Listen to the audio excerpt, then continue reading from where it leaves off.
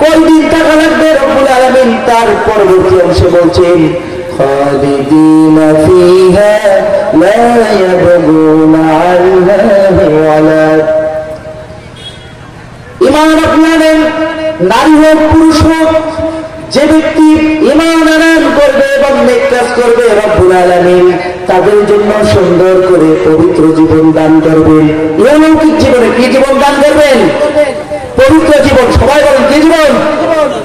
পবিত্র জীবন দান করবেন। লা ইলাহা ইল্লাল্লাহু আদম সফিয়ুল্লাহ, ইব্রাহিম আলাইহিস সালামের সময় কালিমা ছিল লা ইলাহা ইল্লাল্লাহু ইব্রাহিম খলিলুল্লাহ। হযরত দাউদ আলাইহিস সালামের সময় কালিমা ছিল লা ইলাহা ইল্লাল্লাহু দাউদ খলিফাতুল্লাহ। হযরত ঈসা আলাইহিস সালামের সময় কালিমা ছিল লা ইলাহা ইল্লাল্লাহু ঈসা রূহুল্লাহ। হযরত মুসা আলাইহিস সালামের সময় কালিমা ছিল লা ইলাহা ইল্লাল্লাহু মুসা কালিমুল্লাহ। হযরত মুহাম্মদুর রাসূলুল্লাহ সাল্লাল্লাহু আলাইহি ওয়াসাল্লাম যখন পৃথিবীতে এসেছেন সর্বশেষ নবী হিসেবে, সেই কালিমাটা রব্বুল আলামিন কালিমার সাথে নবীর নাম জড়িয়ে দিয়েছে। সবাই বলি লা ইলাহা ইল্লাল্লাহু মুহাম্মাদুর রাসূলুল্লাহ। সবাই যদি বলি লা। সম্মানিত উপস্থিতি, আমরা সরাসরি কোরআন থেকে কথা শুরু করব, কারণ আমাদের প্রিয় নবী হযরত মুহাম্মদুর রাসূলুল্লাহ সাল্লাল্লাহু আলাইহি ওয়াসাল্লাম হাদিস শরীফের মধ্যে বলেছেন কোরআনের ব্যাপারে, মান ক্বালা বিহি সাদাকা ওয়া মান আমিলা বিহি উজিরা ওয়া মান হাকামা বিহি আদালা ওয়া মান দাআ ইলাইহি হুদিয়া ইলা সিরাতিল মুস্তাকিম। সুবহানাল্লাহি ওয়া বিহামদিহি সুবহানাল্লাহিল আযীম। প্রিয় নবী সাল্লাল্লাহু আলাইহি ওয়াসাল্লাম বলেছেন মান ক্বালা বিহি সাদাকা, কোরআন থেকে যে কথা বলবে সে সত্য কথা বলবে। ওয়া মান আমিলা বিহি উজরা, কোরআন থেকে যদি কেউ ব্যক্তি জীবনে আমল করে থাকে আল্লাহ রাব্বুল আলামিন তাকে প্রতিদান দিয়ে দিবেন। ওয়া মান হাকামা বিহি আদালা, যে ব্যক্তি কোরআন থেকে বিচার ফয়সালা এবং মীমাংসা করে দেবে সে যেন চূড়ান্ত মীমাংসা করে দিল। ওয়া মান দাআ ইলাইহি, যে ব্যক্তি কোরআনের দিকে মানুষকে আহ্বান করবে আল্লাহর নবী বলেন হুদিয়া ইলাইহি সিরাতিল মুস্তাকিম, তাকে সোজা সরল পথ দেখিয়ে দেওয়া হবে। সুবহানাল্লাহ। সম্মানিত উপস্থিতি, আমার আলোচনার পূর্বে আমার স্নেহাস্পদ ছাত্র সূরা তাকাসুর থেকে আলোচনা করেছে। আমি চেষ্টা করব সূরা তাকাসুরের পরের সূরা, ছোট্ট একটা সূরা। আর কোরআনে রব্বুল আলামিন কোরআন নাযিল করেছেন কিসের জন্য বলেন তো? জানেন কিসের জন্য? সমস্ত জীবন ওয়াজ শুনে গেলে কাজ হবে না। শুধু আজীবন কোরআন শুনে গেলাম, সুর শুনে গেলাম, কিন্তু শিক্ষা নিলাম না, এই ওয়াজে কোনো কাজ হবে বলেন? কোনো কাজ হবে না। কোরআন কেন নাযিল করেছেন রব্বুল আলামিন সেই বিষয়টা সূরা ইব্রাহিমের শুরুতে সুন্দর করে তুলে ধরেছেন। আলিফ লাম রা, কিতাবুন আনজালনাহু ইলাইকা লিতুখরিজান নাস মিনাজ যুলুমাতি ইলান নূর। রব্বুল আলামিন বলেন আলিফ লাম রা, এর অর্থ আল্লাহ ছাড়া কেউ জানেন না। কিতাবুন আনজালনাহু ইলাইকা, হে রাসূল আপনার প্রতি আমি যে কিতাব নাযিল করেছি সেই কিতাবের কাজ হলো লিতুখরিজান নাস মিনাজ যুলুমাতি ইলান নূর। রব্বুল আলামিন বলেছেন সকল অন্ধকার থেকে আলোর পথে মানুষকে ডাক দিয়ে নিয়ে আসবে কোরআন। বলেন সুবহানাল্লাহ। সকল ভ্রান্ত মতবাদ থেকে আল কোরআনের দিকে, ঈমানের পথে, হেদায়েতের পথে মানুষকে ডাক দিয়ে নিয়ে আসবে। যেই কোরআন থেকে আলোচনা করছি সেই কোরআনে কোনো সন্দেহের অবকাশ আছে কি? কোন অবস্থাতেই নেই। শুরুতেই রব্বুল আলামিন বলেছেন যালিকাল কিতাব লা রাইবা ফীহ, এমন কিতাব যাতে কোনো ডাউট নাই, সন্দেহ নাই, সংশয় নাই। বলেন সুবহানাল্লাহ। মানব রচিত যে কিতাবগুলো আছে এই কিতাব কি দিয়ে শুরু হয় জানেন? অথর যিনি থাকেন, লেখক, তিনি শুরু করেন কি দিয়ে? দুর্বলতা দিয়ে। ভাই আমি একটা বই লিখেছি, এই বইয়ের ভিতরে কোনো ভুল ত্রুটি থাকতে পারে, আপনারা যদি আমাদেরকে জানিয়ে দেন তাহলে পরবর্তী সংস্করণে এটা ঠিক করে নেব, ঠিক কিনা বলেন? কিন্তু রব্বুল আলামিন দুর্বলতা দিয়ে কোরআন নাজিল করেন নাই, সবলতা দিয়ে কোরআন নাজিল করেছেন। শুরুতেই তিনি বলেছেন আলহামদুলিল্লাহি রাব্বিল আলামিন। জগৎ সমূহের প্রতিপালক যিনি, সেই জগৎ সমূহের প্রশংসা দিয়ে কোরআন নাজিল করেছেন। সেই কোরআন থেকে আমরা কথা বলবো সবাই ইনশাআল্লাহ। সুবহানাকা লা ইলমা লানা ইল্লা মা আল্লামতানা। আল্লাহ পাক যদি তৌফিক দান করেন আমি আপনাদের সামনে কিছু কথা বলতে পারবো, তাছাড়া বলা কোনো অবস্থাতেই সম্ভব নয়। আল্লাহ সুবহানাকা লা ইলমা লানা ইল্লা মা আল্লামতানা আলাইহি তাওয়াক্কালতু ওয়া ইলাইহি উনীব। আল্লাহর কাছে আমি নত শিরে মাথা নত করে তারপর আল্লাহর কোরআন থেকে কথা শুরু করবো ইনশাআল্লাহ। ছোট্ট একটা সূরা, যে সূরা আপনারা সবাই জানেন, আল কুরআনুল কারীমের 103 নম্বর সূরা, 2 নম্বর সূরা ছিল তাকাসুর, যে আলোচনা আপনারা মাগরিব থেকে শুনেছেন। তারপরে সূরা আসর, আমরা সূরা আসর থেকে ইনশাআল্লাহ কথা শুরু করব। আপনারা পারেন না সূরা আসর? আপনারা পারেন না? আমরা সবাই একসাথে বলবো, পারেন তো? আসেন সবাই বলি আউযু বিল্লাহি মিনাশ শাইতানির রাজীম বিসমিল্লাহির রাহমানির রাহিম ওয়াল আসরি ইন্নাল ইনসানা লাফি খুসর ইল্লাল্লাযীনা وعملوا الصالحات وتواصوا بالحق وتواصوا بالصبر। আ'উযু বিল্লাহ। রব্বুল আলামিন মওজুদ আল কুরআনুল কারীমের মধ্যে 114টি সূরা নাযিল করেছেন।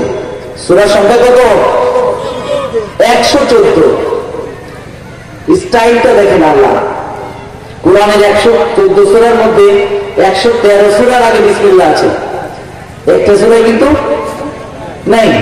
একটা সূরা আছে কি? নাই। সূরা তাওবা শুরুতে বিসমিল্লাহ আছে, কিন্তু রব্বুল আলামিন হিসাবে গরমিল করেন নাই। সূরা আন-নামলে 30 নম্বর আয়াতে রব্বুল আলামিন বলেন ইন্নাহু মিন সুলাইমানা وَإِنَّهُ بِسْمِ اللَّهِ الرَّحْمَنِ الرَّحِيمِ। পুরো দিলেন কুরআনুল কারীমের মধ্যে মক্কার যে সূরাগুলো নাযিল হয়েছে, মাক্কি সূরার মধ্যে অন্যতম একটি সূরা হচ্ছে সূরা আসর। রব্বুল আলামিন বিভিন্ন সূরায় বিভিন্ন রকম কসম খেয়েছেন। সূরা 15টি সূরার মধ্যে কোরআনের 114টি সূরার মনে রাখতে হবে, 114 সূরার মাত্র 15টি সূরা আল্লাহ তাআলা কসম দিয়ে শুরু করেছেন, শপথের মাধ্যমে শুরু করেছেন। 99টি সূরা শপথ দিয়ে শুরু করেন নাই। বিভিন্ন জায়গায় শপথ করেছেন বহুবার, অনেকবার, কিন্তু শপথ দিয়ে শুরু করেছেন 15টি। সেই 15টি সূরার মধ্যে সর্বকনিষ্ঠ সূরা হচ্ছে 3টি। সব কুরআনের মধ্যে সর্বকনিষ্ঠ সূরা 3টি। সেই শপথ দিয়ে না সবগুলো। একটা হচ্ছে সূরা আসর, একটা হচ্ছে সূরা নাসর, আর একটা হচ্ছে ইন্না আতাইনা কাল কাউসার। এই 3টে সূরা হচ্ছে 3 আয়াত বিশিষ্ট। এই 3 আয়াত বিশিষ্ট সূরার মধ্যে সূরা আসর হচ্ছে অন্যতম। সাধারণ আলোচনায় এখানে রব্বুল আলামিন সাধারণ অনুবাদ আপনাদেরকে শোনাচ্ছি। ওয়ালা আসরি, আল্লাহ তাআলা বলেন আমি সময়ের কসম খাচ্ছি, যুগের কসম খাচ্ছি, ইতিহাসের কসম খাচ্ছি। তারপরে বলছেন ইন্নাল ইনসানা লাফি খুসর, নিশ্চয় সকল মানুষ ক্ষতির মধ্যে রয়েছে। এখানে সকল মানুষ বলতে সব ধরনের মানুষকে বোঝানো হয়েছে। ইল্লাল্লাযীনা আমানু, তবে ইস্তিসনা করা হয়েছে যারা ঈমান আনবে, ওয়া আমিলুস সলিহাত, নেক কাজ করবে, ওয়া তাওয়াসাউ বিল হক, সত্যের উপরে অবিচল থাকবে, পরস্পর পরস্পরকে সত্যের উপদেশ দেবে, পরস্পর পরস্পরকে ধৈর্যের উপদেশ দেবে। এই চারটি কাজ যারা করবে তারা সফল কাম। বলে সুবহানাল্লাহ। এখন আমরা একটু নিচের দিকে যাই। আলোচ্য সূরার নামকরণ করা হয়েছে ওয়াল আসরি, প্রথম সূরার প্রথম অংশ, প্রথম আয়াত থেকে। একটা মজার বিষয় দেখেন, কোরআনের মধ্যে 114 সূরা, কিন্তু সব সূরার নামকরণ 112টি সূরার নামকরণ হচ্ছে শব্দ দিয়ে, সূরার শব্দ দিয়ে। যেমন বাকারার ঘটনা আছে, সূরার নাম বাকারা, তাই না? আলাম তারা কাইফা ফাআলা রাব্বুকা বিআসহাবিল ফিল, সূরার নাম কি? ফিল। এমনি ভাবে 112টা সূরায় রব্বুল আলামিন আল্লাহ রাসূল সাল্লাল্লাহু আলাইহি ওয়াসাল্লাম থেকে সূরার নামকরণ সূরার দিয়ে হয়নি, সূরার অংশ দিয়ে হচ্ছে। কিন্তু দুইটা সূরা রব্বুল আলামিন কোরআনের মধ্যে নাযিল করেছেন, দুইটি সূরার নামকরণ সূরার অংশ দিয়ে করা হয়নি। সেই সূরা দুটো হচ্ছে, এক নম্বর হচ্ছে সূরাতুল ফাতিহা, যেটা তেলাওয়াত করলে সমস্ত কোরআন তেলাওয়াত করার সওয়াব আল্লাহ তাআলা দিয়ে দেবেন।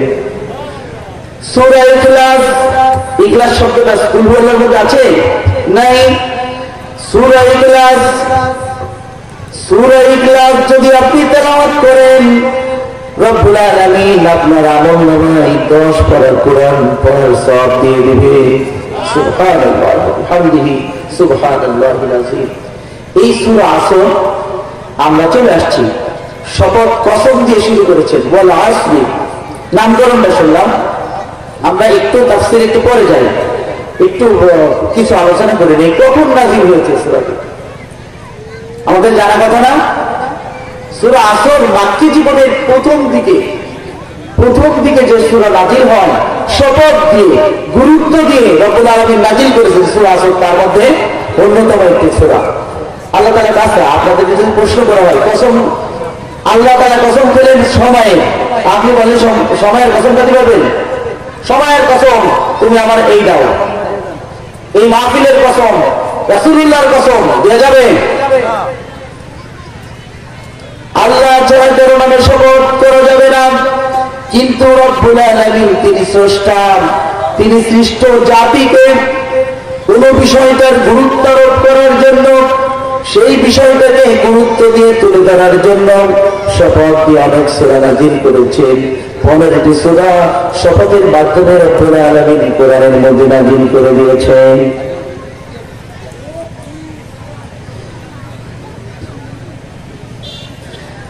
সম্মানিত উপস্থিতি, এখন ওয়াল আসরি, ওয়াও যে শব্দটা, এটা হচ্ছে হরফে তাসনিয়া, কসম খাওয়া হয় যে অক্ষরগুলো দিয়ে, তার মধ্যে অন্যতম একটি অক্ষর হচ্ছে ওয়াও। ওয়াল আসরি, আল্লাহ তাআলা সময়ের কসম খেয়েছেন। মজার ব্যাপার হচ্ছে, এখানে অনেক হাফেজ আছেন, উলামারা আছেন। আপনারা জানেন কোরআনের সবচেয়ে ছোট আয়াত কোনটা? সবচেয়ে বড় সূরা বাকারা, ছোট সূরা কাউসার, বড় আয়াত সূরা বাকারা 282। ছোট আয়াত কোনটা? ছোট আয়াত দুইটা আয়াত আছে, একটা হচ্ছে ওয়াল আসরি, 6টা শব্দ 6টা বর্ণ দিয়ে রব্বুল আলামিন এই আয়াত নাযিল করেছেন। আরেকটা আছে সূরা মুদ্দাসসিরের 21 নম্বর আয়াত, সুম্মা নাযার, সা মিম মিম, সুম্মা নুন জোয়া রা নাযার। দুইটা আয়াত আছে কোরআনে, মাত্র দুইটা আয়াত আছে, ছোট আয়াত। একটা হচ্ছে ওয়াল আসরি, আরেকটা হচ্ছে সুম্মা নাযার। এই দুটো আয়াত হচ্ছে কোরআনের মধ্যে সবথেকে সর্বকনিষ্ঠ সূরা। অধিকাংশ মুফাসসির বলে থাকেন এই সূরাটি মক্কার প্রাথমিক যুগে নাযিল হয়। সম্মানিত উপস্থিতি, আমরা এবার সরাসরি তাফসীরের মধ্যে চলে যাব। ইন্নাল ইনসানা লাফি খুসর, ইন্না নিশ্চয়ই, এখানে আল্লাহ তাআলা তাকিদ দৃঢ়তা দেওয়ার জন্য বলা হয়েছে। মনে করেন আমাদের গ্রাম অঞ্চলে বলা হয় না নিশ্চয়ই, একজনে বলছে যে সেন্ডি বাজারে অ্যাক্সিডেন্ট হয়েছে, বিশেষ হচ্ছে না, নিশ্চয়ই অ্যাক্সিডেন্ট হয়েছে। তাও বিশ্বাস হচ্ছে না। তারপরে বলছে নিশ্চয়ই অবশ্যই অ্যাক্সিডেন্ট হয়েছে, তার বিশ্বাসটা বাড়ে কিনা? যত কসমের ধাপ পাবেন গুরুত্ব তত বেশি হবে।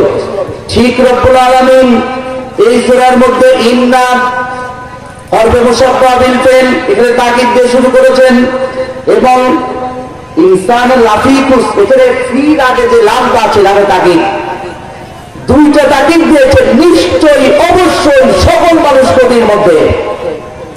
সম্মানিত উপস্থিতি, এখানে রব্বুল আলামিন কোনো ধর্ম বর্ণ বলেন নাই, মানুষ যে সে ক্ষতির মধ্যে। স্পষ্ট করে বুঝতে হবে যারাই মানুষ তারাই ক্ষতির মধ্যে। মানুষ শব্দটি নাসিয়া থেকে আসছে না। যাই হোক, অধিক না গিয়ে আমরা মূল আলোচনায় যাচ্ছি। যত মানুষ আছে সকল মানুষ ক্ষতির মধ্যে আছে, চার শ্রেণী ব্যতীত। আজকে আমরা এই চার শ্রেণীতে ভালো করে শিখে যাবো ইনশাআল্লাহ। সবাই বলে ইনশাআল্লাহ। আল্লাহ পাক আমাদের তৌফিক দান করেন।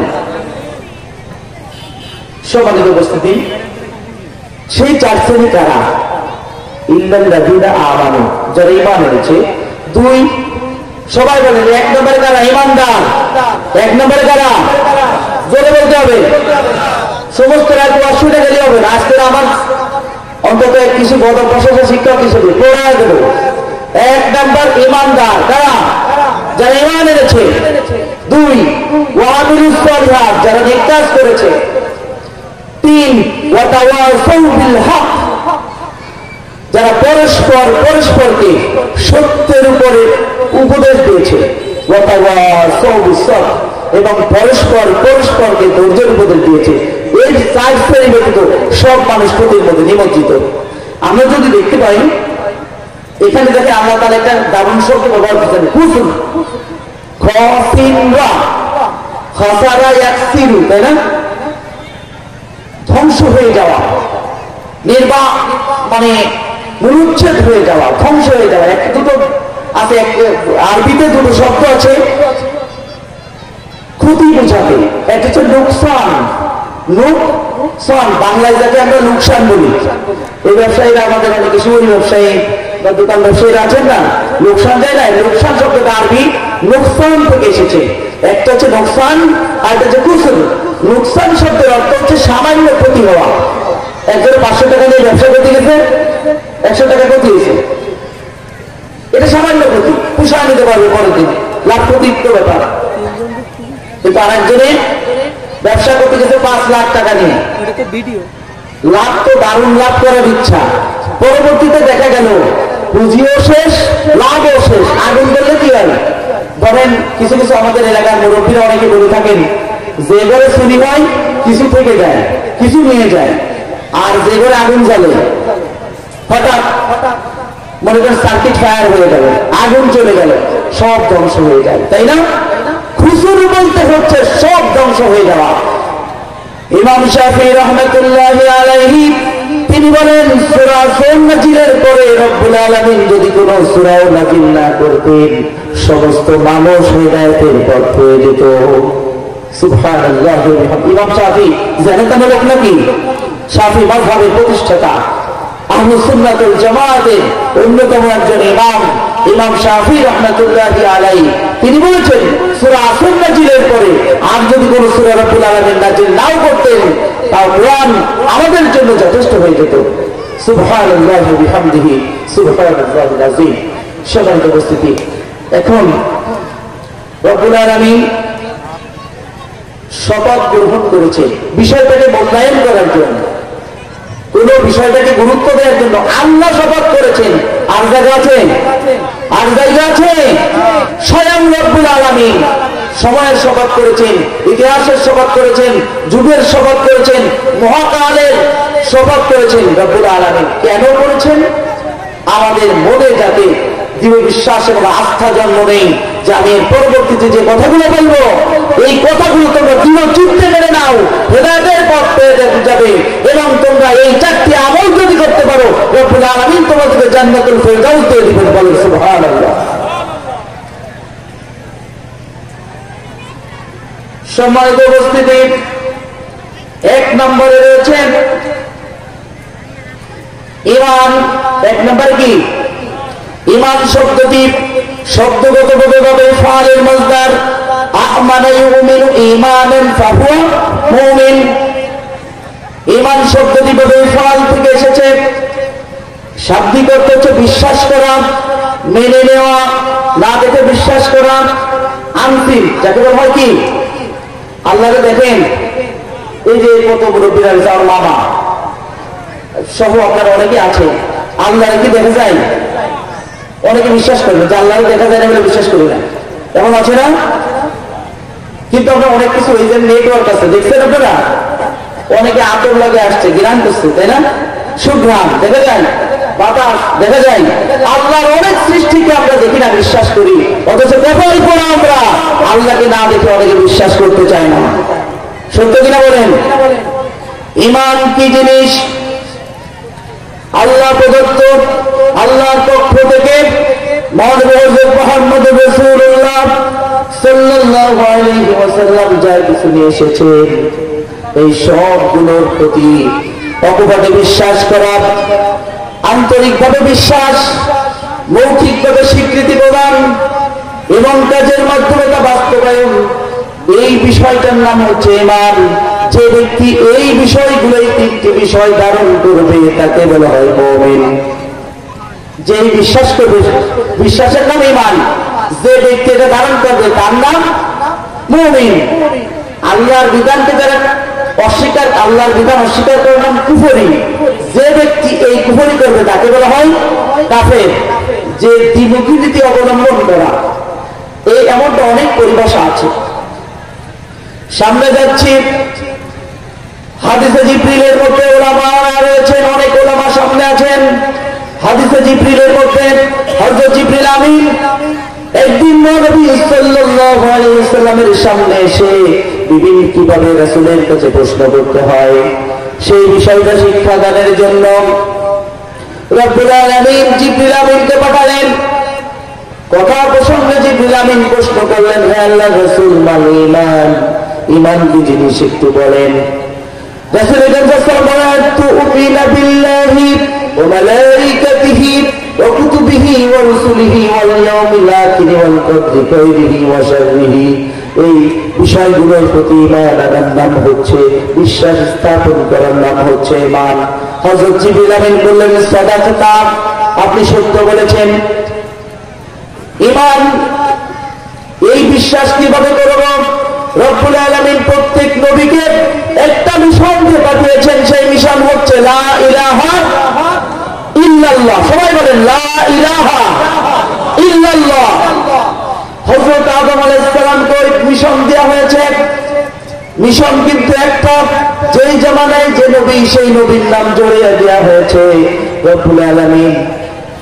আমরা কালিমার মধ্যে দেখতে পাই হযরত আদম আলাইহিস সালামের সমসাময়িক, আদম আলাইহিস সালামের সমসাময়িক লা ইলাহা ইল্লাল্লাহ আদম সফিয়ুল্লাহ।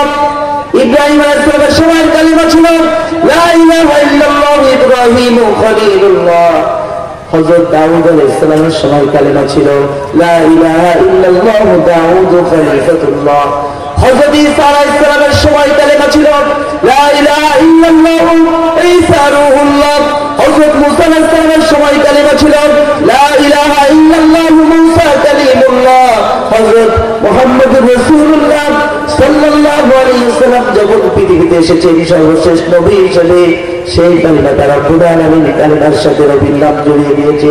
সবাই বলে লা ইলাহা ইল্লাল্লাহ মুহাম্মাদুর রাসূলুল্লাহ।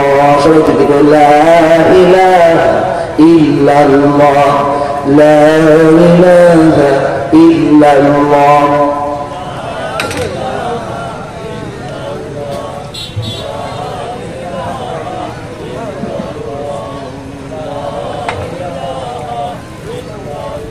لا إله إلا الله محمد رسول الله صلى الله عليه وسلم। প্রিয় উপস্থিতি, আমরা একটু সামনের দিক, ঈমানের দিক যাচ্ছি না। হাদিস শরীফের মধ্যে আছে আমাদের প্রিয় নবী সাল্লাল্লাহু আলাইহি ওয়াসাল্লাম বলেছেন, হযরত আবু হুরায়রা হাদিসটি বর্ণনা করেছেন, সর্বাধিক হাদিস বর্ণনাকারী সাহাবী, আহলে সুফার অন্যতম সদস্য, রাসূল করিম সাল্লাল্লাহু আলাইহি ওয়াসাল্লামের একজন আস্থাভাজন সাহাবী, 5374টি হাদিস বর্ণনা করেছেন। এক হাদিস কেউ বর্ণনা করেন নাই, ওই সাহাবী হাদিস বর্ণনা করেছেন, মান ক্বালা লা ইলাহা ইল্লাল্লাহু দাখালাল জান্নাহ। রাসূল করিম সাল্লাল্লাহু আলাইহি ওয়াসাল্লাম হাদিসটি শোনাচ্ছি। আন আবি হুরায়রা রাদিয়াল্লাহু তাআলা আনহু قال قال رسول الله صلى الله عليه وسلم من قال لا اله الا الله دخل الجنه। সর্বাধিক হাদিস বর্ণনাকারী সাহাবী হযরত আবু হুরায়রা রাদিয়াল্লাহু তাআলা হাদিসটি বর্ণনা করেছেন। প্রিয় নবী করিম সাল্লাল্লাহু আলাইহি ওয়াসাল্লাম তার মুখের জবানিতে ইরশাদ করেন, যে ব্যক্তি বলবে লা ইলাহা ইল্লাল্লাহ আন্তরিকভাবে, রব্বুল আলামিন তাকে জান্নাতুল ফেরদাউসে প্রবেশ করিয়ে দিবেন। সুবহানাল্লাহ বলবেন না? জোরে বলি সুবহানাল্লাহ। সম্মানিত উপস্থিতি, এখানে আমরা যারা এসেছি আমরা কি ইমানদার? লা ইলাহা ইল্লাল্লাহ মানি? তাহলে আমরা সবাই ইমানদার বলে আলহামদুলিল্লাহ। এখন আমরা সবাই কিন্তু ইমানদার, আমরা সবাই ইমানদার। এই ইমানের সুন্দরভাবে কালেমার দুইটা অংশ, একটা হচ্ছে লা ইলাহা ইল্লাল্লাহ, আরেকটা অংশ মুহাম্মাদুর রাসূলুল্লাহ। কেউ যদি শুধু লা ইলাহা ইল্লাল্লাহ মানে সে ইমানদার হতে পারবে না, কেউ যদি শুধু মুহাম্মাদুর রাসূলুল্লাহ মানে সে ইমানদার হতে পারবে না। যে ব্যক্তি পূর্ণাঙ্গভাবে আল্লাহকে মানবে, তারপরে রাসূলকে মানবে, যদি এমনটা হয় রব্বুল আলামিন তাকে ইমানদার হিসেবে কবুল করে নেবেন। লা ইলাহা ইল্লাল্লাহ মানে, আপনারা বিশ্বাস করেন লা ইলাহা ইল্লাল্লাহ মানে ইমানদার হতে পারবে না? একটু আগে তো বললাম লা ইলাহা ইল্লাল্লাহ কালিমার কথা। এবার শুনুন নেগেটিভ কথা, লা ইলাহা ইল্লাল্লাহ বলার পরেও ইমানদার হতে পারবে না, এটা কি করে সম্ভব? শুনবেন, আমাদের তদানীন্তন সময় যে সময় কোরআন নাযিল হয়, ওই এট দ্য সেম টাইম ওই সময়ে মুসলমানেরা কাবার গিলাপ করে শপথ করতো আল্লাহর নামে। কার নামে? কাবার গিলাপ করে শপথ করছে মুসলমানরা, আল্লাহর নামে শপথ করছে। অপরপক্ষে যারা মুশরিক তারাও কাবার গিলাপ করে আল্লাহর নামে শপথ করছে, শপথ করে। আচ্ছা, দুই শপথ কি একরকম? উভয় আল্লাহর শপথ করছে। পার্থক্য হচ্ছে এই, একদল মুহাম্মদ সাল্লাল্লাহু আলাইহি ওয়াসাল্লামকে মানে, আর একদল মুহাম্মদ সাল্লাল্লাহু আলাইহি ওয়াসাল্লামকে, জোরে বলতে হবে, মুহাম্মদ সাল্লাল্লাহু আলাইহি ওয়াসাল্লামকে মানে না। কোরআন থেকে দলিল দেন, তাফসীরুল কোরআন মাহফিল কিছু কিছু না বললে নয়। وَلَئِنْ سَأَلْتَهُمْ مَنْ خَلَقَ السَّمَاوَاتِ وَالْأَرْضِ لَيَقُولُنَّ اللَّهُ। কাফির মুশরিকদেরকে যদি প্রশ্ন করা হয় আসমান জমিন কে সৃষ্টি করেছেন, তারা কবে বলে দেবে আল্লাহ সৃষ্টি করেছেন, স্রষ্টা কেউ দাবি করে নাই। আপনারা ভুল শুনে থাকবেন ফিরআউনের কথা, অনেকে বলে না খোদাই দাবি করে না। আচ্ছা, আপনারা একটু বলেন তো, ফিরআউন কি আল্লাহ দাবি করছিল নাকি? আল্লাহ দাবি করছে? করে নাই। বিধান আনা রব্বুকুম আলা বলেছে। রব বলতে কি আল্লাহ বোঝায় নাকি? রব বলতে কি আল্লাহ বোঝায় না। রব বলতে পালন কর্তা, পালন দাতা, বিধান দাতা, এমনি অর্থ বোঝায়, কিন্তু রব বলতে কিন্তু সব স্রষ্টা বোঝায় না। আমি একটু আলোচনার ভিতরে যেতে চাই। সম্মানিত উপস্থিতি, আমরা ইমানে মুফাসসাল চিনি, ইমানে মুফাসসাল জানি না। আর তার আগে একটু কথা বলে যাবে, যে কথাটা ফিনিশিং দেওয়া হয়নি। আপনারা যারা আছেন একটু সামনের দিকে এগিয়ে আসেন, আমরা আলোচনায় কিন্তু গভীরে যা নামবো। এবার একটু সামনে এগিয়ে আসেন, আল্লাহর হস্তে, আল্লাহর হস্তে। আপনারা একটু ফাঁকা জায়গা না রেখে সামনের দিকে একটু একটু এগিয়ে আসেন। আমাদের রাসূলের সাল্লাল্লাহু চাচা আবু তালিব, তিনি যে কষ্ট করেছেন রাসূলের জন্য, কেউ করেছে? অথচ ইমান না থাকার কারণে তিনি আল্লাহকে মানতেন ঠিক, কিন্তু মুহাম্মদ সাল্লাল্লাহু আলাইহি ওয়াসাল্লামকে আল্লাহ রাসূল মানতেন না। এই কারণে সে জাহান্নামে যাবে। কোথায় যাবে? কোথায় যাবে? অপর পক্ষে অন্ধ সাহাবী হতে পারে, গোরাবা কালো সাহাবী হতে পারে, হযরত বিলাল কালো নিগ্রহ হতে পারে। রব্বুল আলামিন তাদের জন্য জান্নাতুল ফেরদাউস বরাদ্দ রেখেছেন। বলে সুবহানাল্লাহ। প্রিয় উপস্থিতি, ইমানের সুন্দর ব্রিফিংটা দেওয়া হয়েছে ইমানে মুফাসসালের মধ্যে। আমরা পড়ি না, আমানতু وملائكته وكتبه ورسله واليوم الآخر والقدر خيره وشره من الله تعالى والبعث بعد الموت। এই সাতটি বিষয় আপনারা জেনে নেবেন, উলামা থেকে বা আপনার অন্যান্য ভাবে জেনে নেবেন। সাতটি বিষয়ের প্রতি ইমানদার যারা ইমান আনবে তারাই হচ্ছে মুমিন। তারা কি সাতটি বিষয়ের প্রতি যদি একটাও কম করে তাহলে সে মুমিন হতে পারবে না। ঈমান আনেন যারা, ঈমান আনবে, নেক কাজ করবে, তাদের জন্য রব্বুল আলামিন জান্নাতুল ফেরদাউস বরাদ্দ করেছেন। সূরা কাফের মধ্যে সুন্দর করে রব্বুল আলামিন বিষয়টা তুলে ধরেছেন, ইন্নাল্লাযীনা আমানু ওয়া আমিলুস সালিহাতি কানাত লাহুম জান্নাতুল ফিরদাউসি নুজুলা। সুবহানাল্লাহ। যারা ঈমান আনবে, নেক কাজ করবে, রব্বুল আলামিন তাদের জন্য জান্নাতুল ফেরদাউস বরাদ্দ করে দিবেন। মেহমান হিসেবে যাওয়া লাগবে না, কয়দিন থাকা লাগবে রব্বুল আলামিন তার পরবর্তী অংশে বলছেন, খালিদিনা ফিহা লা ইয়াবগুনা আনহা ওয়ালা। ঈমান আনেন নারী হোক পুরুষ হোক, যে ব্যক্তি ঈমান আনয়ন করবে এবং নেক কাজ করবে রব্বুল আলামিন তাদের জন্য সুন্দর করে পবিত্র জীবন দান করবেন। ইহলৌকিক জীবনে কি জীবন দান করবেন? পবিত্র জীবন। সবাই বলেন কি জীবন? পবিত্র জীবন দান করবেন। রব্বুল আলামিন সেই কথাটা সুন্দর করে বলছেন, মান আমিলা সালিহান মিন যাকারিন আও উনসা ওয়া হুয়া মুমিনুন ফালানুহইয়ান্নাহু হায়াতান তাইয়্যিবা।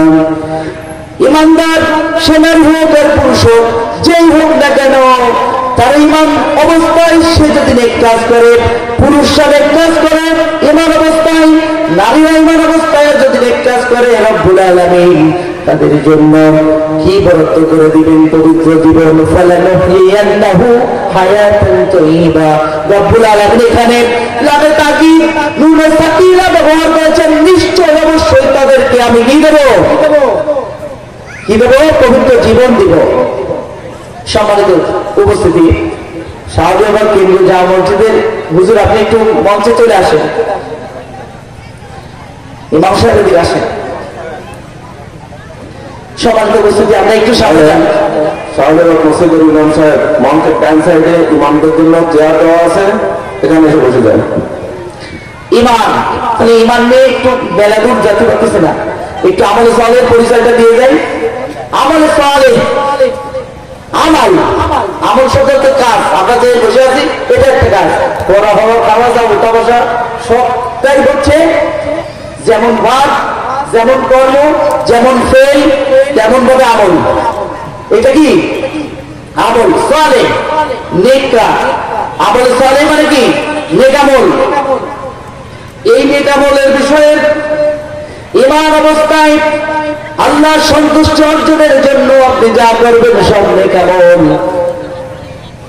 বুঝতে পারতেছি না? আমার কথা বুঝতে সমস্যা হচ্ছে? ঈমান অবস্থায় আল্লাহকে সন্তুষ্ট করার জন্য আল্লাহ এবং রাসূলের দেখানো পন্থায় নিজের জীবনকে সঁপে দেওয়ার নাম হচ্ছে আমলে সালেহ। আমলে সালেহ একটু খেয়াল করতে হবে। ঈমান অবস্থায় যে অনেকে ধরেন ঈমান ছাড়া 1000 টাকার নোট, তাতে শূন্য কয়টা আছে? আচ্ছা বাইরে খেয়াল করা যাবে না, তিনটা আছে না? তার আগে একটা কোন একটা ডিজিট আছে না? এক। ওই এক তুলে দেন, ওই 3 শূন্যের মূল্য আছে? আছে নাই? ওই 30 জায়গা 3 লক্ষ শূন্য দেন, কিন্তু ব্যাকগ্রাউন্ডে কোনো ডিজিট নেই। ঠিক অনুরূপ ভাবে ঈমান অবস্থায় যদি 1000 টাকার নোটের সাথে তুলনা করেন, এক যদি ঈমান হয়, ঈমানের ডাইনে যত শূন্য দেন আর ডিজিট দেন তার মূল্যায়ন থাকবে। কিন্তু ঈমানবিহীন ভাবে আপনি যত নেক কাজ করেন না কেন রব্বুল আলামিন তা কখনোই কবুল করে নেবেন না। ঠিক কিনা বলেন? কোন অবস্থাতেই রব্বুল আলামিন ঠিক করে নেবেন না। এখন আমলে সালেহ কি?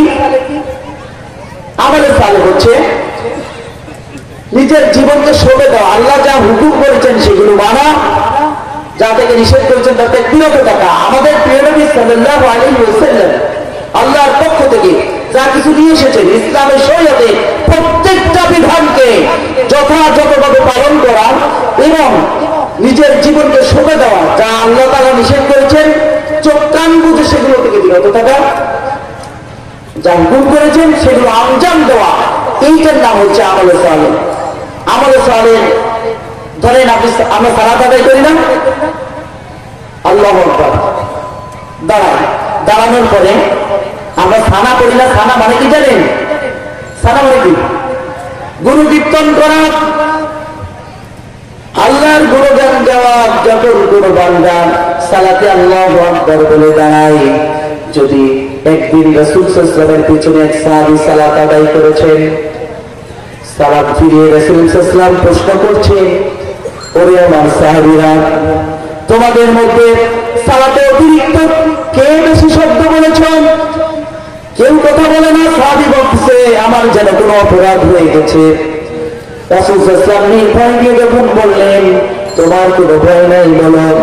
সাহাবী বলছেন, আমি বলেছিলাম আপনি যখন তাকবীর দিয়েছেন আল্লাহর প্রশংসা করেছি, আল্লাহু আকবার কাবীরা ওয়ালহামদুলিল্লাহি কাসীরা ওয়া সুবহানাল্লাহি বুকরাতাও ওয়া আসীলা, এই দোয়াটা বলেছি। তখন রাসূল সাল্লাল্লাহু আলাইহি ওয়াসাল্লাম বলেন, ওরে আমার সাহাবী, আমি সবটা দেখতে পাই, রব্বুল আলামিন দেখার তৌফিক দিয়েছেন। তুমি যখন এই দোয়া পড়তেছিলে রব্বুল আলামিন তোমার জন্য আসমানের 7টি দরজা খুলে দিয়েছে। কয়টি দরজা? আমরা বলবো না? সবাই একবার আমল করি।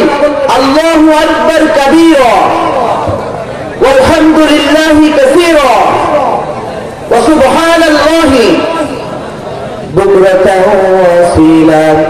তা নামাজে যাবার আগে একটু বাইরে বাকি পেয়েছেন? সামি আল্লাহু লিমান হামিদা বলে ইমাম দাঁড়ায়, তাই না? আমরাও দাঁড়াই, রব্বানা লাকাল হামদ। তারপরে কি বলি? হামদান কাসীরান তাইয়িবান মুবারাকান ফীহি। এই দোয়াগুলো বলি না? যে সাহাবী প্রথম পড়েছিলেন, রাসূল সাল্লাল্লাহু আলাইহি ওয়াসাল্লাম বলেন 30 জন ফেরেশতার মতো প্রতিযোগিতা করছে কে তার নামে বেশি নেকি লিখবে, অথবা 30 জনের অধিক ফেরেশতা এই কথাটাকে কে আগে আল্লাহর কাছে পৌঁছে দেবে এই প্রতিযোগিতা করতেছিল। বলেন সুবহানাল্লাহ। এইগুলো সব নেক আমল। নেক আমল না? সালাতের মধ্যে একটা কথা আপনাদের শিখিয়ে দিয়ে যাই, আমরা যারা সকলে আমল করি। আমি যে কথাগুলো আপনাদেরকে বলছি আমি নিজে আমল না করে আপনাদের বলছি না, এইগুলো আমি সালাতের মধ্যে চেষ্টা করি পড়ার জন্য। রাসূল আকরাম সাল্লাল্লাহু আলাইহি ওয়াসাল্লাম 4টি বিষয় পড়ান আছে, কখনো সালাম ফিরাতেন না।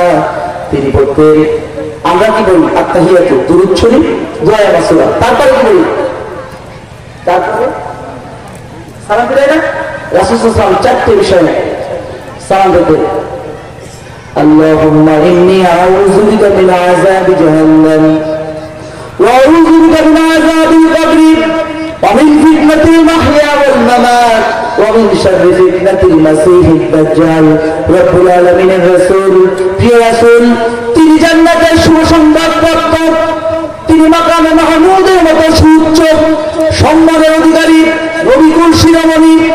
রব্বুল আলামিন যার জীবনের আগে পরের সকল গুনাহ মাফ করে দিয়েছেন। গফরাল্লাহু মা তাকদ্দামা মিন যামবিহি ওয়া মা তাআখার। রাসূল সাল্লাল্লাহু আলাইহি ওয়াসাল্লামের জীবনের আগের এবং পরের গুনাহ রব্বুল আলামিন মাফ করে দিয়েছেন।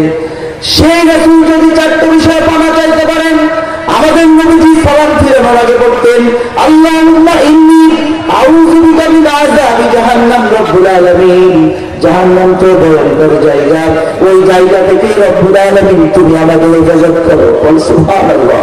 আল্লাহ, জাহান্নাম তো ভয়ঙ্কর জায়গা, তুমি আমাদের নিও না। আল্লাহুম্মা ইন্নী আউযু বিকা মিন আযাবি জাহান্নাম। আমাদের নবীজি বলতেন, আল্লাহ তুমি আমাকে জাহান্নামের আযাব থেকে বাঁচাও। আউযু বিকা মিন আযাবিল কবর। আল্লাহ, কবরে যে আযাব হবে আমি সহ্য করতে পারবো না, তুমি কবরে আযাব থেকে আমাকে বাঁচিয়ে দাও। মিন শাররি ফিতনাতিল মাহইয়া ওয়াল মামাত। রব্বুল আলামিন জীবন মৃত্যুতে কত ফিতনা। আল্লাহ, নিজের নবীকে আমাকে বাঁচাও। আউযু বিকা মিন শাররি মাসিহিদ দাজ্জাল। আল্লাহ কিয়ামতের আগে যে দাজ্জাল আসবে, দাজ্জাল আসবে, মুমিনরা বিচ্যুত হয়ে যাবে ইমান থেকে। আল্লাহ তুমি এই দাজ্জালের চেতনা থেকে আমাকে বাঁচাও। আমরা এই আমলগুলো করতে পারবো না, বলেন ইনশাআল্লাহ। আমরা সবাই বলি আল্লাহুম্মা ইন্নী আউযু বিকা মিন আযাবি জাহান্নাম ওয়া আউযু বিকা মিন আযাবিল কবরি ওয়া মিন ফিতনাতিল মাহইয়া ওয়াল মামাত ওয়া মিন শাররি ফিতনাতিল মাসীহিদ দাজ্জাল। প্রিয় উপস্থিতি, আমরা একটু আমাদের সালে যেগুলো কথাগুলো বলছি সব নেকামল, আপনারা শুনতে আসছেন মাহফিল নেকামল।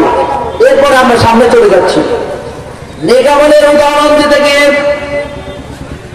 একজন মহিষী নারীর কথা আপনাদেরকে বলব, যে ভাষাটা, যেই ঘটনাটা বর্ণনা করেছেন আব্দুল্লাহ ইবনে মুবারক হযরত ইমাম আজম আবু হানিফা রাহমাতুল্লাহ এর একজন স্বনামধন্য ছাত্র।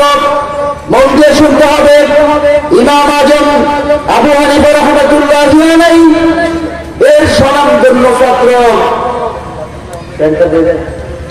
হযরত আব্দুল্লাহ ইবনে মুবারক হজ করতে গেছিলেন। হজ শেষে মানুষ সবাই চলে গেল, তিনিও তার উট নিয়ে চলে যাচ্ছিলেন। হঠাৎ দেখতে পেলেন কে যেন একটা স্তূপের মতো দেখা যায়। তিনি কাছে গিয়ে দেখতে পেলেন একজন বৃদ্ধা মহিলা বসে আছেন চাদর মুড়ি দিয়ে। আব্দুল্লাহ ইবনে মুবারক ইসলামী শরিয়াতের বিধান অনুযায়ী তাকে সালাম দিলেন, আসসালামু আলাইকুম ওয়া রাহমাতুল্লাহ। বুড়িমা সালামু আলাইকুম আসসালাম না বলে তিনি শুরু করে দিলেন সূরা কুরআন থেকে একটা আয়াত, সালামুন কাওলাম মির রাব্বির রাহিম। মুহাম্মদের পক্ষ থেকে তোমার প্রতি সালাম। অর্থাৎ তিনি সরাসরি সালামের জবাব না দিয়ে, কোরআনের আয়াত দিয়ে সালামের জবাব তিনি দিচ্ছেন। এরপরে আব্দুল্লাহ ইবনে মুবারক তিনি প্রশ্ন করলেন,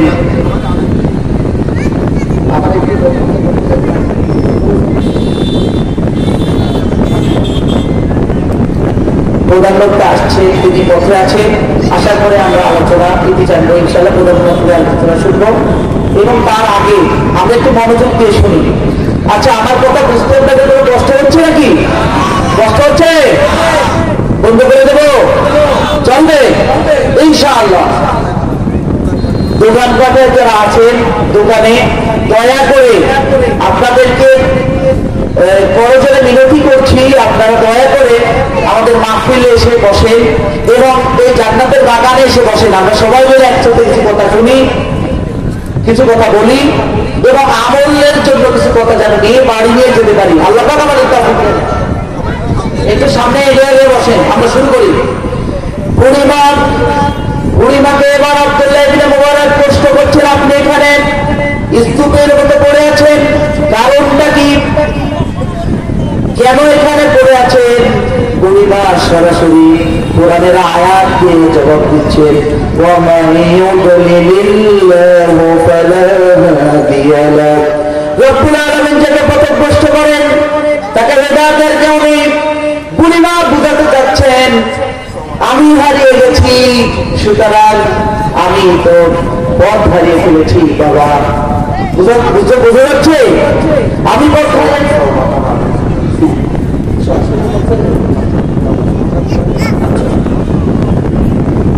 বুড়িমা সরাসরি কথা না বলে কোরআন থেকে বলছেন। এরপরে ওই বুড়িকে হযরত আব্দুল্লাহ ইবনে মুবারক প্রশ্ন করছেন, বুড়িমা আপনি এইখানে কেন আসছিলেন? কোথা থেকে আসছেন? দেশের বাড়ি কোথায়? বুড়িমা সরাসরি নিজের ভাষা দিয়ে কথা না বলে কোরআন দিয়ে কথা বলছেন। সুবহানাল্লাযী আসরা বিআবদিহি লাইলান মিনাল মাসজিদিল হারামি ইলাল মাসজিদিল আকসা। সূরা ইসরার প্রথম আয়াত, বনী ইসরাঈলের প্রথম আয়াত। রব্বুল আলামিন বলেছেন, বরং পবিত্র সেই সত্তা যিনি তার রাসূল মুহাম্মদুর রাসূলুল্লাহ সাল্লাল্লাহু আলাইহি সাল্লামকে রাত্রিকালীন সফর করিয়েছিলেন বাইতুল্লাহ থেকে বাইতুল মাকদাস পর্যন্ত। অর্থাৎ এই আয়াত দিয়ে বুড়িমা বোঝাতে চেয়েছেন আমার বাড়ি হচ্ছে ফিলিস্তিন, প্যালেস্টাইনে বাড়ি। আমি হজ করার জন্য এসেছিলাম, কিন্তু পথ হারিয়ে ফেলেছি। ওই হযরত আব্দুল্লাহ ইবনে মুবারক এরপরে প্রশ্ন করলেন কতদিন এখানে আছেন? এবার কোরআন থেকে বলা যাবে। বুড়িমাকে যখন কষ্ট করলেন, বুড়িমা আপনি কয়েকদিন এখানে পড়ে আছেন এত কষ্টের সাথে, তিনি সরাসরি নিজের ভাষা দিয়ে বললেন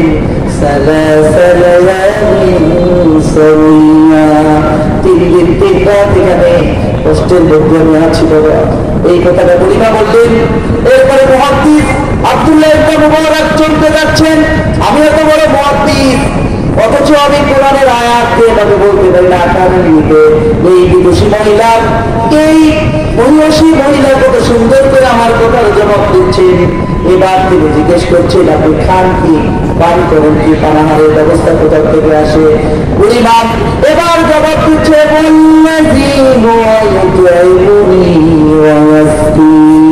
তিনি সেই সত্তা যিনি আমাকে খাওয়ান এবং পান করান। বলে সুবহানাল্লাহ, দেখান আল্লাহ দেখান। আব্দুল্লাহ ইবনে মুবারক একটা উত্তর দিচ্ছে আমার কাছে কিছু খাবার আছে, বুড়িমা আপনি যদি চান তাহলে আমার থেকে খাবার গ্রহণ করতে পারেন। এবার বুড়িমা বলছেন, বুড়িমাকে প্রশ্ন করা হচ্ছে আপনি ওজুর ব্যবস্থা করেন কি দিয়ে? পানি তো দিচ্ছি না আশপাশে। বুড়িমা বলছেন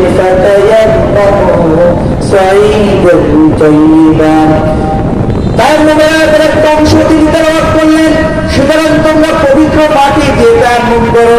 বুড়ি বোঝা চাচ্ছেন পানি আমি যদিও না পাই, এখানে পবিত্র মাটি আল্লাহ তাআলা দিয়েছেন, ওই পবিত্র মাটি দিয়ে আমি পবিত্রতার ব্যবস্থা করে থাকি। এরপরে বুড়িকে প্রশ্ন করা হচ্ছে বুড়িমা আপনার স্পষ্ট কোনো খাবার তাকিয়ে দেখতে পাচ্ছি না, আপনার কাছে কিছু খাবার আছে আপনি খাবেন কিনা? আল্লাহ তো খাওয়ান, কিন্তু এখন একটু আমার থেকে মেহমান পরিগ্রহণ করেন। বুড়িমা বলছেন, বুড়িমা এবার সুন্দর করে জবাব দিচ্ছেন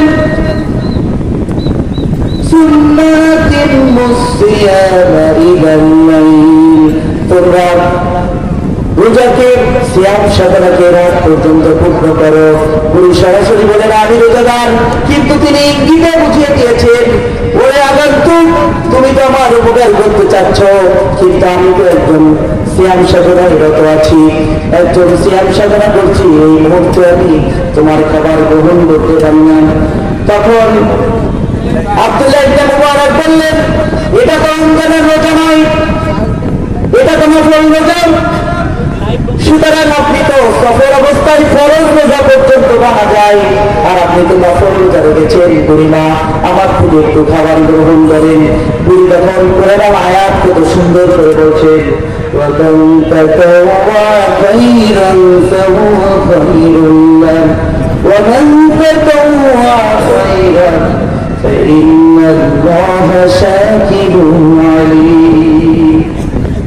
যে ব্যক্তি স্বেচ্ছায় সৎকর্ম করে আল্লাহ তার বিষয়টা জানেন। এরপরে তিনি বলছেন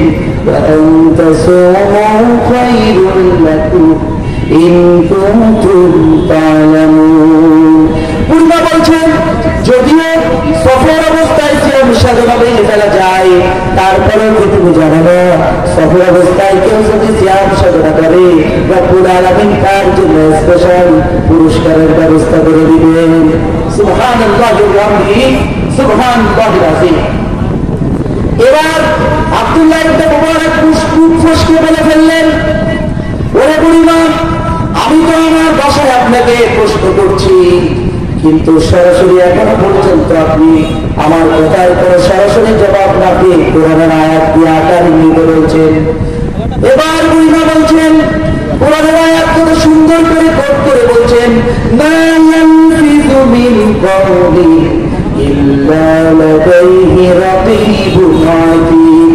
আগন্তুক রে, তুমি যে কথা বলো না কেন, আল্লাহ তাআলা বলছেন মা ইয়ালফিযু মিন কাওলিন, যে কথা বলা হোক না কেন, ইল্লা লাদাইহি রাকীবুন আতীদ, সেই সকল কথাগুলো সংরক্ষণ করা হয়। এই জন্য আমি আমার ভাষা সরাসরি ব্যবহার না করে কোরআনের আয়াত দিয়ে আমার জীবনকে পাল্টে নিয়েছি। বলেন সুবহানাল্লাহ। ভালো লাগছে?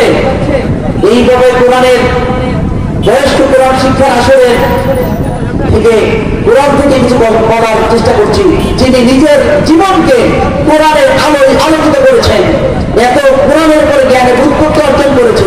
আমাদের তাই আব্দুল ইবনে মুবারকের মতো মুহাদ্দিস, তিনি ফিল্ডারে যাচ্ছেন, এ কি করে সম্ভব? বুড়িমা এ কি করে জবাব দিচ্ছেন? এরপরে বুড়িমাকে প্রশ্ন করছেন, বুড়িমা কোন গোত্রের লোক আপনি? বুড়িমা এবার কোরআনের আয়াত থেকে বলছেন وَلَا تَقْفُ مَا لَيْسَ لَكَ بِهِ عِلْمٌ, যে ব্যাপারে তোমার জ্ঞান নাই, যে ব্যাপারে শোনার প্রয়োজন না, ওই ব্যাপারটা তুমি আমার কাছে জিজ্ঞেস করো না। সুবহানাল্লাহ। এরপরে মুহাদ্দিস বুড়িমাকে বলছেন, বুড়িমা আপনার কাছে ক্ষমা চাই, আমি যে বেয়াদবি করেছি সামান্য হয়তো আমার কথায় বেয়াদবি হয়ে যেতে পারে, আপনার ভাষায় কথা বলার জন্য জোর জবরদস্তি করেছি। বুড়িমা তখন একটা আয়াত তেলাওয়াত করলেন, লা তাসরিবা আলাইকুম ইয়াওমা ইয়াগফিরুল্লাহু লাকুম। আয়াতটা হচ্ছে প্রথম বলেছিলেন হযরত ইউসুফ আলাইহিস সালাম, তার ভাইরা যখন একসাথে এসেছিল তিনি বলেছিলেন লা তাসরিবা আলাইকুম ইয়াওম, আজ তোমাদের উপর কোনো রাগ নাই, বিদ্বেষ নাই, অভিমান নাই, অভিযোগ নাই, তোমাদের সবাইকে মাফ করে দিলাম। আমাদের নবীজি মক্কা বিজয়ের পরে কাফেররা যখন ভয়ে জড় খাচ্ছিল, ঠিক সেই মুহূর্তে রব্বুল আলামিন সাধারণ ক্ষমা ঘোষণা করে দিয়ে বলেন লা তাসরিবা আলাইকুম ইয়াওমা ইয়াগফিরুল্লাহু লাকুম। এই আয়াত দিয়ে বুঝিয়ে বোঝাতে চেয়েছেন আল্লাহ তোমাকে ক্ষমা করে দিবেন, সুতরাং আজ তোমার প্রতি আমি অভিমান করিনি, রাগ করিনি বাবা, আমি তোমার প্রতি রাগ করি নাই, রব্বুল আলামিন তোমাকে মাফ করে দিবেন। এরপরে বুড়িমাকে আব্দুল্লাহ ইবনে মুবারক প্রশ্ন করছেন যে আপনি যদি চান তাহলে বুড়িমাকে আমি বাড়িতে পৌঁছে দিয়ে আসতে পারি। বুড়িমা এবার একই জবাব কোরআন থেকে, وَمَا تَفْعَلُوا مِنْ خَيْرٍ يَعْلَمُهُ اللَّهُ, যে স্বেচ্ছায় সৎকর্ম করবে রব্বুল আলামিন সেই বিষয়গুলো জানেন।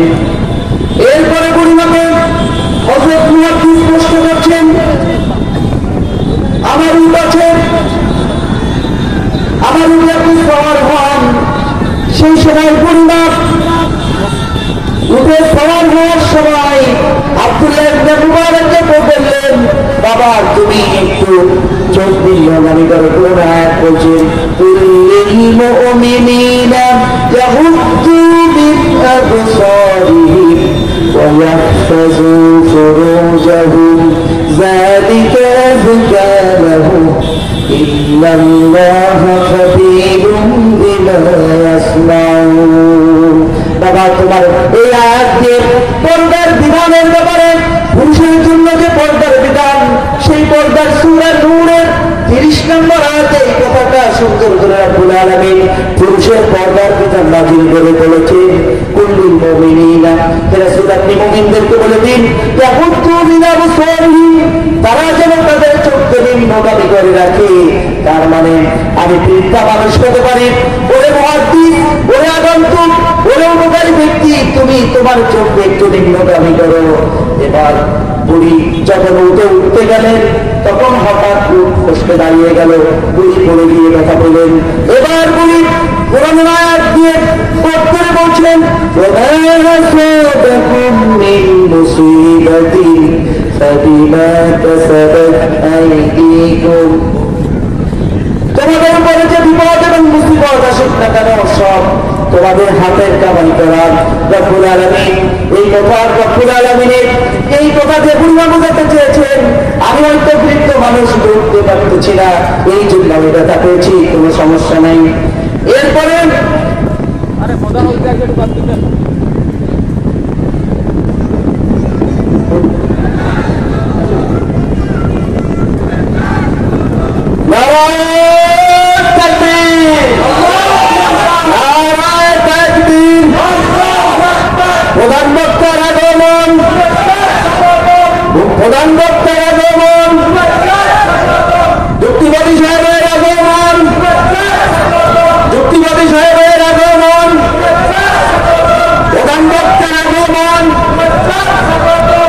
সভাপতি সাহেবের আগমন।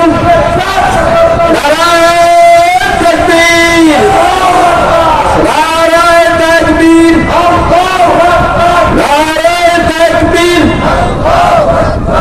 আলহামদুলিল্লাহ, আমাদের মাঝে আপনাদের কাঙ্ক্ষিত মেহমান আমাদের রাস্তার ডান সাইডে দেখতে পাচ্ছি অনেকগুলো গাড়ি মোটরসাইকেল রাস্তার সাইডে আছে। আপনারা গাড়িগুলো স্টেজের পূর্ব পাশে আমাদের গ্যারেজ আছে, সংরক্ষিত গ্যারেজ, সেখানে গিয়ে রাখেন। আচ্ছা, আমি সংক্ষেপে ছেড়ে দিচ্ছি। সম্মানিত দোকানপাটে যারা বসে আছেন সবাই মঞ্চের ভিতরে চলে আসুন। পূর্ণিমা যখন উটের উপর আরোহণ করলেন, তিনি করতে লাগলেন সুবহানাল্লাযী সাখখারা লানা হাযা ওয়া মা কুন্না লাহু মুকরিনিন ওয়া ইন্না ইলা রাব্বিনা লামুনকালিবুন। আপনারা যারা আছেন, আমরা যারা আছি, যখন কোন যানবাহনে চড়ি, যখন যানবাহনে আমরা উঠি, তখন এই দোয়া আমাদের জন্য করতে হয়। এরপরে মুয়াজ্জিন প্রশ্ন করছে, চিৎকার করে জোরে জোরে যাচ্ছিলেন। এরপরে বুড়িমার কথা শুনে আয়াত করছেন, ওয়াকসিদি মাশিকা ওয়াগদুমিন সাউতিক। এই আয়াত দিয়ে বুঝতে পারছি যত জোরে জোরে তুমি লেখো না, অত জোরে জোরে কথা বলো না। এরপর মুহাদ্দিস যখন গুনগুন করে গান গাইতে গাইতে যাচ্ছিলেন, তখন এই বুড়িমা তখন বলছেন,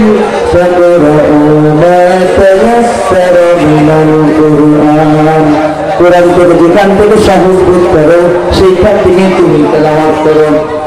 এরপরে